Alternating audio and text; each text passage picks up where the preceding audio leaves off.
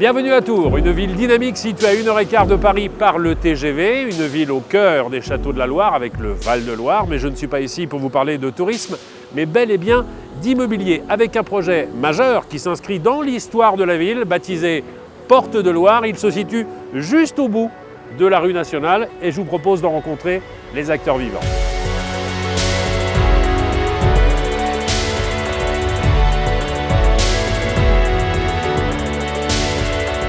En gros, j'ai déjà deux images dans la tête.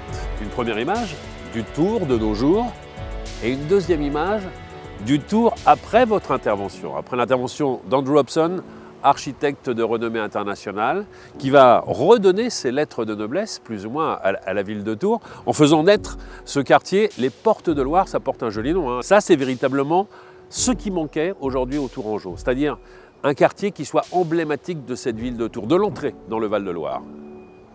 Alors oui, c'est effectivement la nouvelle entrée nord de la ville de Tours. Notre projet, nos bâtiments s'inscrivent dans une composition qu'avait imaginée Pierre Patou, architecte, lors de la reconstruction de la ville après la guerre. Et c'est une composition qui est symétrique à l'échelle de ce territoire, ce magnifique territoire que nous voyons devant nous.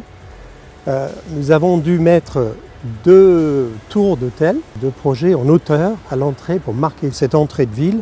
Alors comment jumeler une architecture assez contemporaine à des bâtiments existants qui resteront en place? C'est ce qu'on va découvrir.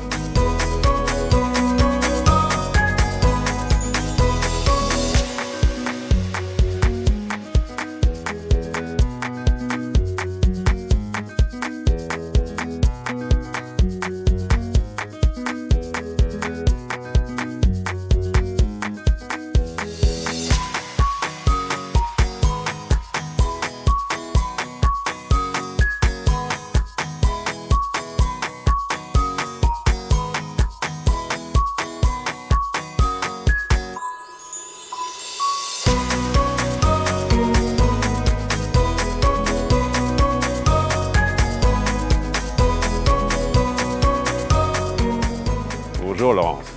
Bonjour. Laurence, commerçante, membre de l'Union des commerçants, elle s'appelle les Vitrines de Tours, ici c'est cela? Nous sommes au milieu de la rue nationale, rue piétonnière. Il y a déjà affluence aujourd'hui. Qu'est-ce que ça va être lorsque le projet sera abouti? Écoutez, on a une forte attente de nouveaux touristes et puis aussi des nouveaux commerces, une variété de commerces qu'on n'a pas actuellement.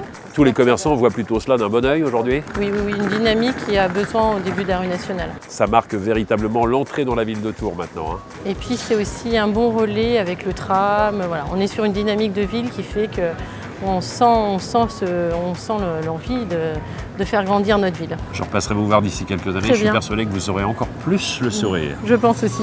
Merci.